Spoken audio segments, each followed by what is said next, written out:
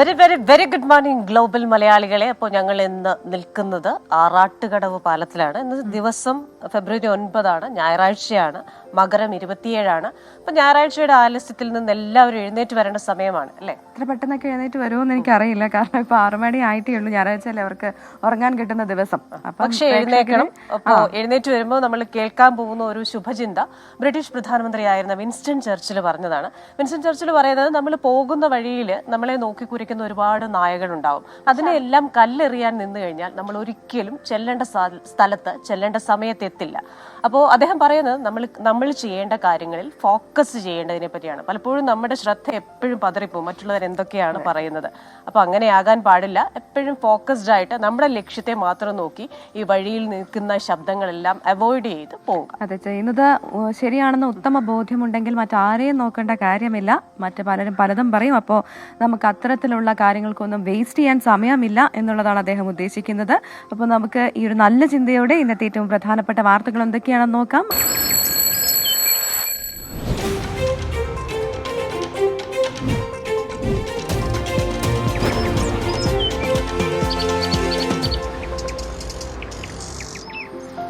അപ്പോൾ പ്രിയപ്പെട്ട പ്രേക്ഷകരെ, നമ്മൾ നിൽക്കുന്നത് ആറാട്ടുകടവിലാണ്. ഇപ്പൊ പ്രേക്ഷകർ കാണുന്നത് അതിരാവിലെ തന്നെ ആ ഇരുട്ട് കട്ട പിടിച്ച് നിൽക്കുന്ന സമയത്ത് ഒരു ബാർജ് പോകുന്നതാണ്. ഇത് ആറാട്ടുകടവ് ബോട്ട് ജെട്ടിയാണ്. ഇതുവഴി ഇങ്ങനെ ബാർജുകൾ ഇടയ്ക്ക് പോകുന്നത് കാണാം. അതുപോലെ തന്നെ മനോഹരമായ പ്രകൃതിയുണ്ട്. പക്ഷെ ഇപ്പം നല്ല ഇരുട്ടായത് കാരണം ആ ബാർജിന്റെ വെളിച്ചവും ബാർജും മാത്രമേ നമുക്ക് കാണാൻ പറ്റുന്നുള്ളൂ. പക്ഷെ കാഴ്ചകളൊക്കെ കാണിച്ചു തരാം അല്ലേ? അതെ, കൃത്യമായി പ്രേക്ഷകർക്ക് കാണാമെന്ന് കരുതുന്നു. അപ്പം ഒരുപാട് പ്രേക്ഷകർ നമുക്ക് ഇങ്ങനെ ഗുഡ് മോർണിംഗ് പറഞ്ഞ മെസ്സേജ് അയക്കുന്നുണ്ട്. ക്രിസ്റ്റീന സ്മിത എന്ന് പറയുന്നത്, ഞാൻ സ്മിതയല്ല, ഞാൻ പ്രവിതയാണ്. ഓക്കെ, അപ്പൊ നമുക്ക് ആദ്യത്തെ വാർത്തയിലേക്ക് കിടക്കാം അല്ലേ? ആദ്യത്തെ വാർത്ത ഒരു ആശ്വാസ വാർത്ത തന്നെയാണ്. ഒരു തീപിടുത്തം ബസ്സിലുണ്ടായി. കർണാടകയിലെ മദ്ദൂരിൽ നിന്ന് വരുന്ന സ്വകാര്യ ബസ്സിനാണ് തീപിടിച്ചത്. കണ്ണൂരിലേക്ക് പുറപ്പെട്ട അശോക ട്രാവൽസിനാണ് തീപിടിച്ചത്. പക്ഷേ ജീവനക്കാരുടെ സമയോചിതമായ പെരുമാറ്റം മൂലം ആ ഒരു തീപിടുത്തത്തിന്റെ ആഘാതം കുറയ്ക്കാനും ആളപായം ഇല്ലാതാക്കാനും സാധിച്ചു. വിവരങ്ങളുമായി അരുൺ പൂപ്പറമ്പയാണ് ബംഗളൂരുവിൽ നിന്ന് ചേരുന്നത്. Arun, good morning. ആശ്വാസ വാർത്തയാണ് അരുൺ എന്തായാലും പങ്കുവയ്ക്കാനുള്ളത്. ഈ തീപിടുത്തം ഉണ്ടായത് എങ്ങനെയാണ് എന്നത് വ്യക്തമായിട്ടുണ്ടോ? എങ്ങനെയൊക്കെയാണ് വിവരങ്ങൾ?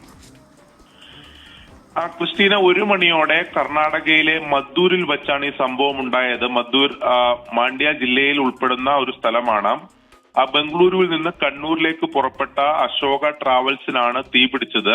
ഈ ടയറിന്റെ അടിഭാഗത്തുനിന്ന് തീ പ്രത്യക്ഷപ്പെട്ട ഘട്ടത്തിൽ തന്നെ ഡ്രൈവറുടെ ശ്രദ്ധയിൽ ഇത് പെട്ടു. അങ്ങനെയാണ് വളരെ പെട്ടെന്ന് ബസ് ജീവനക്കാർ ഇടപെട്ട് ഈ യാത്രക്കാരെയൊക്കെ പുറത്തിറക്കിയത്. പല യാത്രക്കാരും ഈ സമയത്ത് ഉറങ്ങിക്കിടക്കുകയായിരുന്നു. ജീവനക്കാരുടെ സമയോചിതമായ ഇടപെടലാണ് വളരെ പെട്ടെന്ന്, അതായത് മുകളിലേക്ക് തീ പടരുന്നതിന് മുമ്പ് തന്നെ ഈ യാത്രക്കാരെ എല്ലാം പുറത്തിറക്കാൻ സാധിച്ചു. അതുകൊണ്ട് ആർക്കും തന്നെ അങ്ങനെ കാര്യമായ പരുക്കുകൾ ഏറ്റില്ല എന്നത് ആശ്വാസകരമാണ്. എന്താണ് ഈ തീപിടുത്തത്തിന്റെ കാരണം സംബന്ധിച്ച് ഇപ്പോഴും ഒരു വ്യക്തതയില്ല. ടയറിന്റെ ഭാഗത്തുനിന്നാണ് തീ പടർന്നതെന്നാണ് ഇപ്പോൾ ഈ ബസ് ഡ്രൈവർ പറയുന്നത്.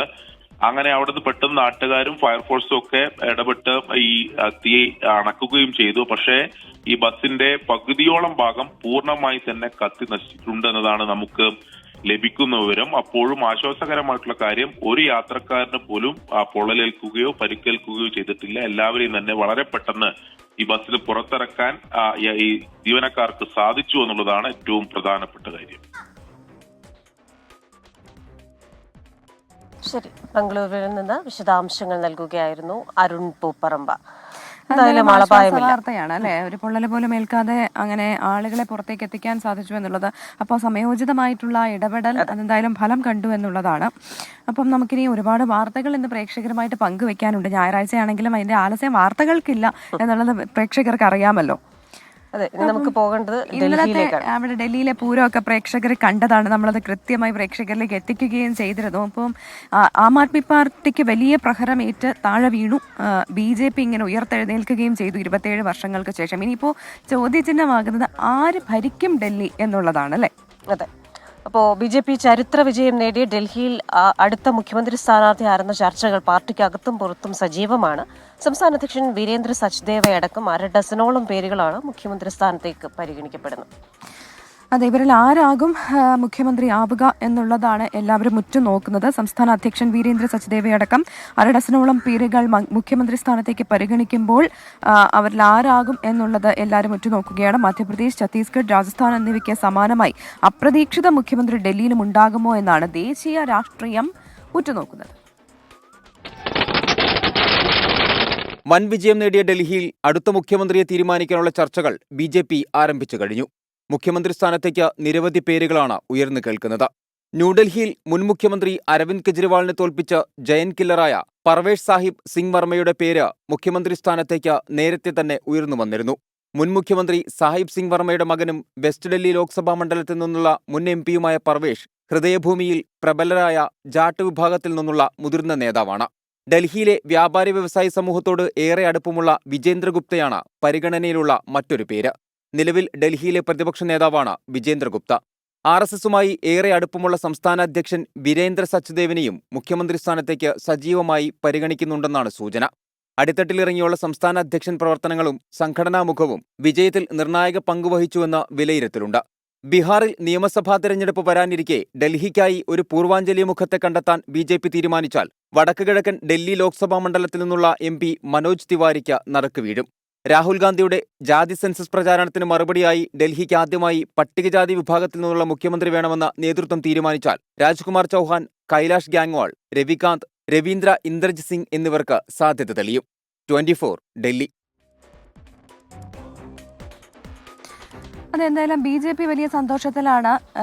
മിനി ഹിന്ദുസ്ഥാൻ എന്നാണ് ഡൽഹി ഇന്നലെ പ്രധാനമന്ത്രി നരേന്ദ്രമോദി വിശേഷിപ്പിച്ചത്. ഡൽഹി തിരിച്ചു കിട്ടിയതിന്റെ ആ ഒരു ആഹ്ലാദം അത് പ്രധാനമന്ത്രിയുടെ വാക്കുകളിലെല്ലാം ഇന്നലെ ഉണ്ടായിരുന്നു. ഒപ്പം തന്നെ BJP പ്രവർത്തകരെ സംബന്ധിച്ച് വലിയ ആഹ്ലാദമാണ്. കാരണം കേന്ദ്രം ഭരിച്ചിട്ടും ഡൽഹി പിടിക്കാൻ പറ്റില്ല എന്നുള്ളൊരു വലിയ ചീത്തപ്പേര് BJPക്ക് ഉണ്ടായിരുന്നു. അതെല്ലാം ഈ ഒരു തിരഞ്ഞെടുപ്പോടെ മാറിയിട്ടുണ്ട്.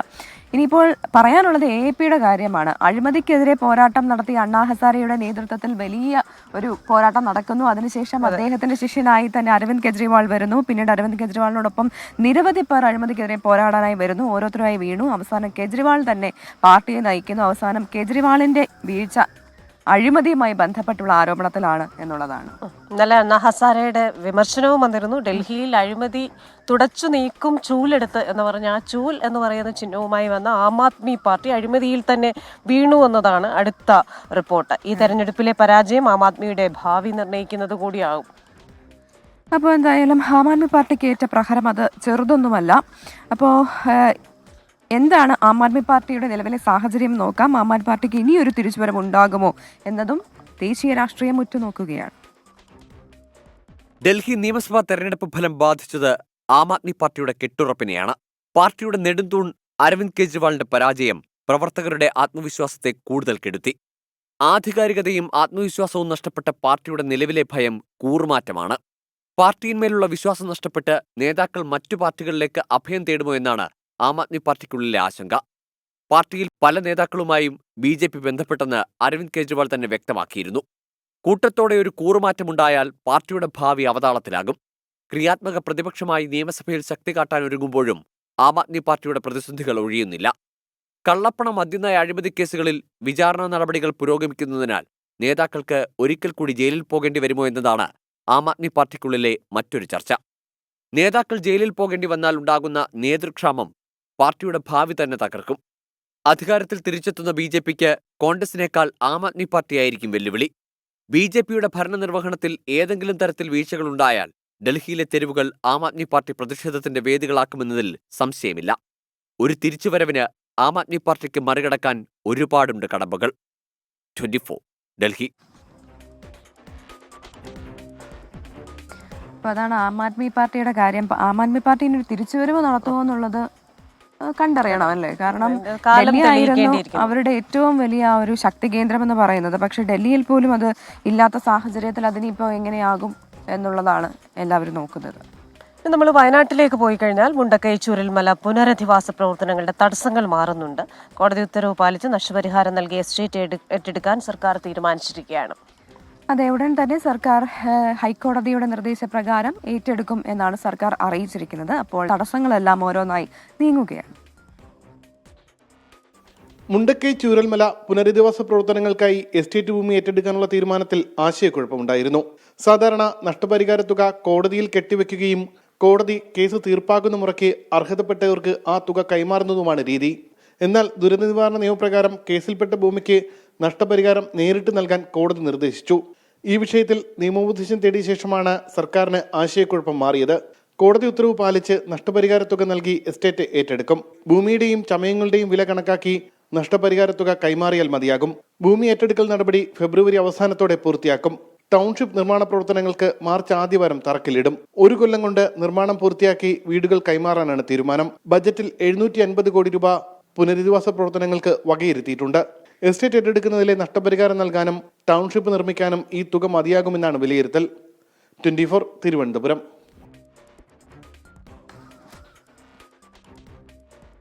അപ്പോൾ ആ തടസ്സങ്ങളൊക്കെ മാറി എത്രയും പെട്ടെന്ന് ആ ടൗൺഷിപ്പ് ഒരുങ്ങട്ടെ, അവരുടെ ജീവിതങ്ങൾ അവിടെ തളിർക്കട്ടെ എന്നുള്ള പ്രാർത്ഥനയോടുകൂടി നമുക്ക് അടുത്ത വാർത്തയിലേക്ക് പോകാം. അടുത്ത വാർത്ത കഴിഞ്ഞ ദിവസങ്ങളിലൊക്കെ നമ്മൾ ഒരുപാട് ചർച്ച ചെയ്ത ഒന്നാണ്. മാത്രമല്ല ഈ പാതിവില തട്ടിപ്പ്, അതിനെക്കുറിച്ചാണ് പറഞ്ഞു വരുന്നത്. അപ്പം ഈ തട്ടിപ്പ് നടത്തിയതിന് തന്നെ ഒരു പ്രത്യേക രീതിയുണ്ടല്ലേ ക്രിസ്റ്റീന? അത് ആളുകളെ പറഞ്ഞ് വിശ്വസിപ്പിച്ച് ആ കുടുക്കിൽപ്പെട്ടിരിക്കുന്ന ഇപ്പൊ 40,000 പേര്, 1ഉം 2ഉം ഒന്നും അല്ല.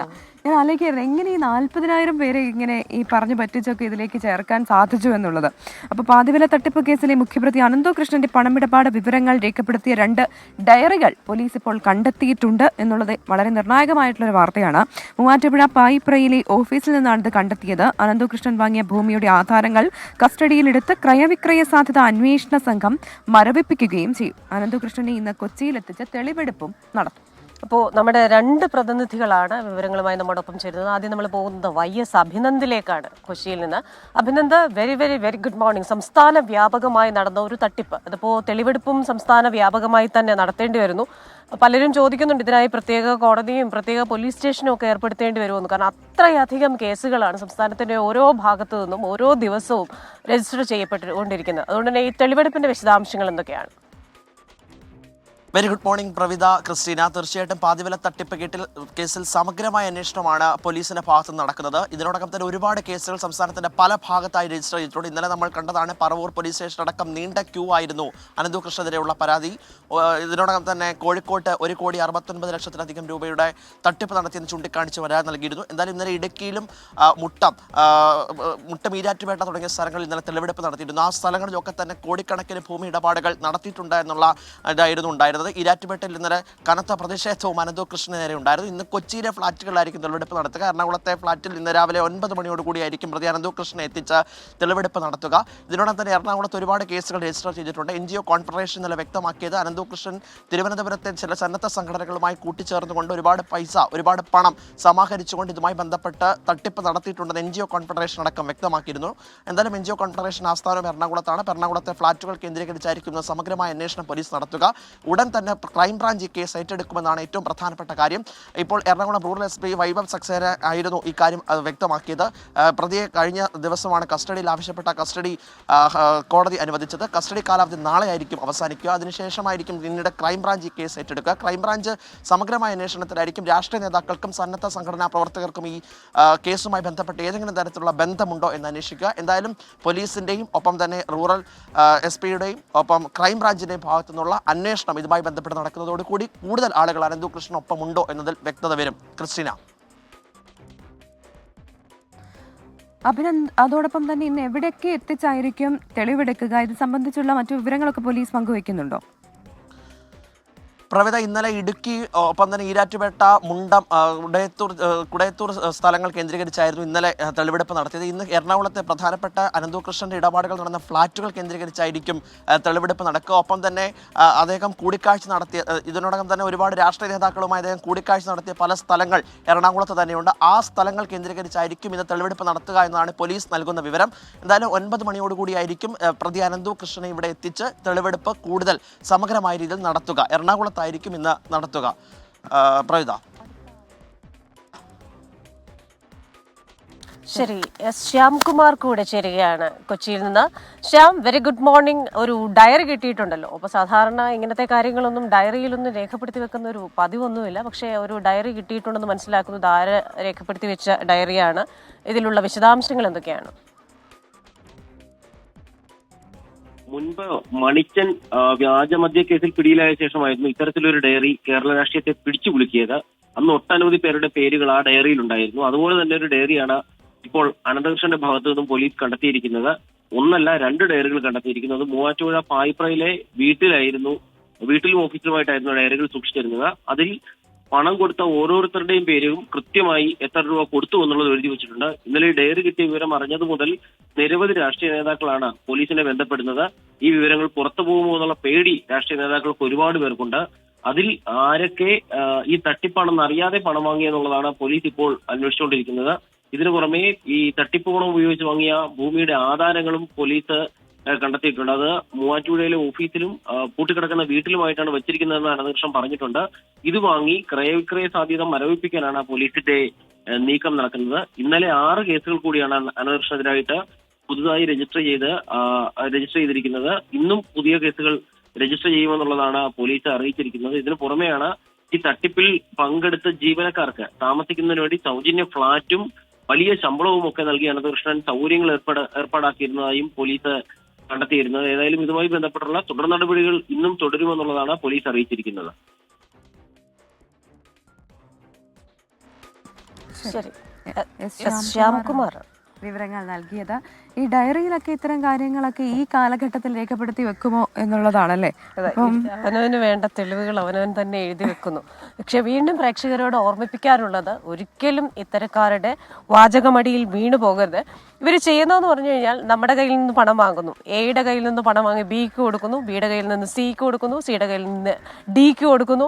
പക്ഷെ ഈ ചെയിൻ ഒരു പകുതി ആകുമ്പോഴത്തേക്ക് പൊട്ടും. പിന്നീട് അവരുടെ ആഡംബരത്തിനും ഈ കൊടുക്കാനും കൂടെ പണമില്ലാതാകുമ്പോൾ അത് തട്ടിപ്പ്. അതായത് നമ്മൾ എവിടെ നിന്നാണ് ഒരു സംരംഭത്തിന് പണം വരുന്നത് എന്ന് നിങ്ങൾ കൃത്യമായി അന്വേഷിക്കണം. നിങ്ങളുടെ കാശെടുത്ത് വല്ലവർക്കും കൊടുക്കാനാണെങ്കിൽ എന്തിനാണ് സുഹൃത്തുക്കളെ ഇവർക്ക് കൊണ്ട് കാശ് കൊടുക്കുന്നത്?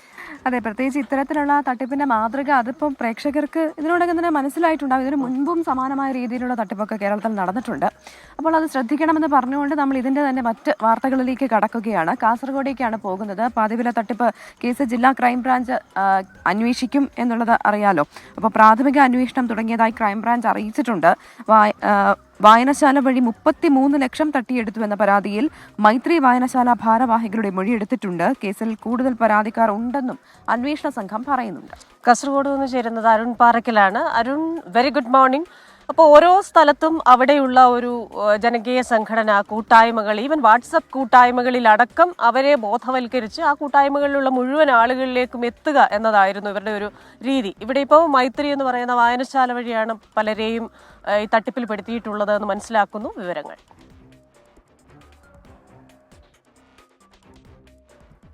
Christina, Pravitha, good morning. ഈ കാസർഗോഡ് ജില്ലയിലെ പാതിവില തട്ടിപ്പുമായി ബന്ധപ്പെട്ടാവുന്ന ആദ്യ പരാതിയാണ് ഈ കുമ്പടാജെ പഞ്ചായത്ത് കേന്ദ്രീകരിച്ച മൈത്രി വായനശാലയുടെ അക്കൗണ്ടിൽ നിന്ന് പോയ 33 ലക്ഷത്തോളം രൂപ എന്നതാണ്.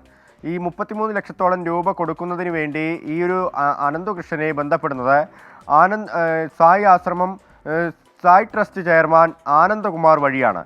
ഈ ആനന്ദകുമാറാണ് ഈ അനന്തകൃഷ്ണന് ഇങ്ങനെ ഒരു പദ്ധതിയുണ്ടെന്നും ആ പദ്ധതി പ്രകാരം ഈ പാവങ്ങൾക്ക് അല്ലെങ്കിൽ ഈ വായനശാലയിൽ വരുന്ന ആളുകൾക്ക് പകുതി വിലയ്ക്ക് സ്കൂട്ടറുകളും ലാപ്ടോപ്പും തയ്യൽ മെഷീനുമൊക്കെ നൽകാം എന്ന് പറഞ്ഞതും.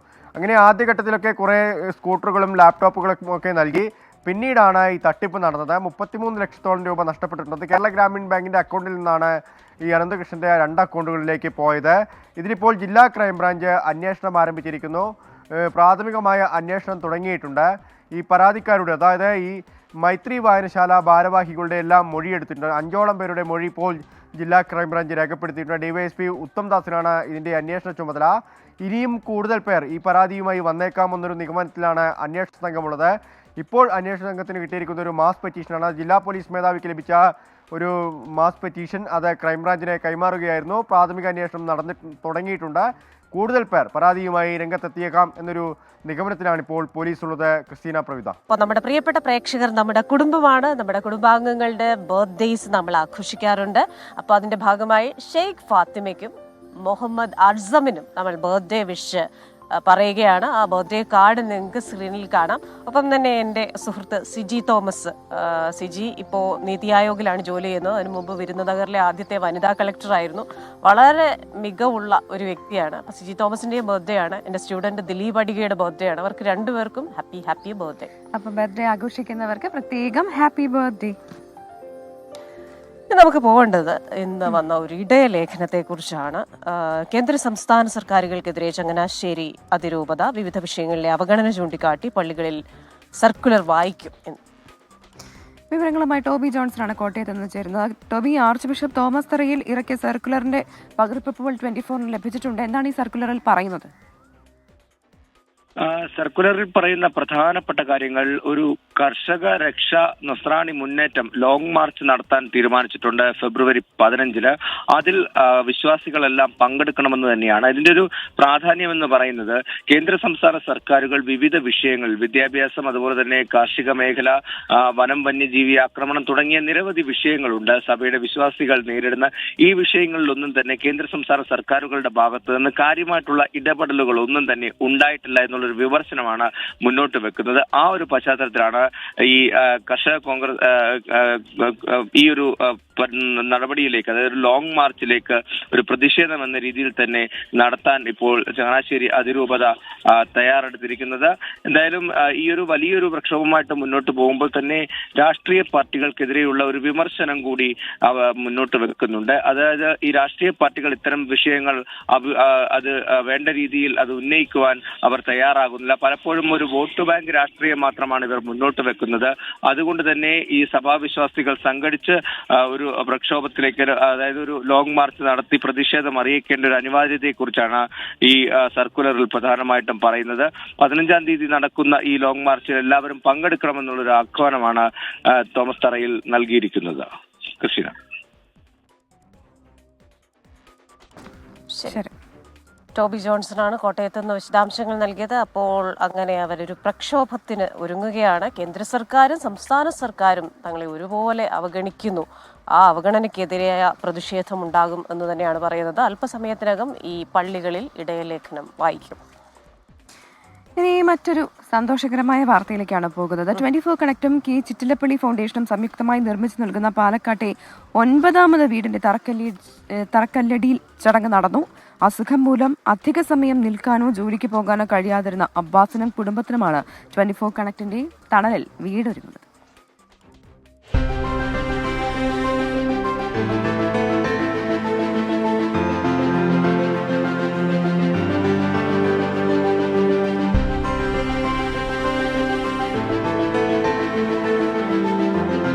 അബ്ബാസും ഭാര്യ ഫിർദൌസും അടങ്ങുന്ന 5 അംഗ കുടുംബം ഇക്കാലം അത്രയും കഴിഞ്ഞിരുന്നത് ഷീറ്റ് മറച്ച അസൗകര്യങ്ങൾ നിറഞ്ഞ കൂരയിൽ. 24 കണക്റ്റും ചിറ്റിലപ്പള്ളി ഫൗണ്ടേഷനും കൈകോർത്തതോടെ കുടുംബത്തിന്റെ ദീർഘകാലത്തെ സ്വപ്നം യാഥാർത്ഥ്യത്തിലേക്ക്. വീട് എന്നൊരു സ്വപ്നം ഇതായതിൽ വല്ലാത്ത സന്തോഷമുണ്ട്. ഒരുപാട് ഞാൻ സ്ഥലത്ത് പോയിട്ട് വീടിൻ്റെ കാര്യം ഞാൻ പറയണ്ടായിരുന്നു, പക്ഷെ എനിക്കൊന്നും ശരിയായിട്ടില്ല. മെമ്പർ പറഞ്ഞ് 24 ചാനലിൽ ഇങ്ങനെ പറഞ്ഞിട്ടാണ് എനിക്കൊരു വീടിൻ്റെ കാര്യം ശരിയായത്. ഈ ഒരു ഫാമിലിക്ക് ഇങ്ങനെ ഒരു വീട് എന്നുള്ള ഒരു സ്വപ്നം ഒരിക്കലും അവർക്ക് സാധ്യമായിരുന്നില്ല. അത് അവരുടെ ഭർത്താവിൻ്റെ അസുഖവും ട്രീറ്റ്മെൻറ്റും അതുപോലെയുള്ള കുട്ടികളുടെ പഠനവുമായിട്ട് കുടുംബത്തിൻ്റെ ചിലവുമൊക്കെ ആയിട്ട് വളരെ ബുദ്ധിമുട്ടിലായിരുന്നു ഇവരുടെ അവസ്ഥ. അതറിഞ്ഞിട്ടാണ് 24നോടും ചിറ്റിലപ്പള്ളിയുടെ ഫൗണ്ടേഷനും കൂടി നടത്തുന്ന ഈ സംരംഭത്തിനെ കുറിച്ച് അറിയുകയും അവരുടെ കുറിച്ച് കൂടുതൽ കാര്യങ്ങൾ അന്വേഷിച്ച് അവരിലേക്ക് എത്തിക്കുകയും ചെയ്തു. വളരെ സന്തോഷം തോന്നുന്നു ഈ നിമിഷത്തിൽ. മാങ്ങോട് ലക്ഷം വീട് നഗറിലാണ് അബ്ബാസിനും കുടുംബത്തിനും വീടൊരുങ്ങുന്നത്. ജനപ്രതിനിധികൾ 24 കണക്ട് ജില്ലാ കോർഡിനേറ്റർ ജയപ്രകാശ് എന്നിവർ ചടങ്ങിൽ പങ്കെടുത്തു. 24 പാലക്കാട്.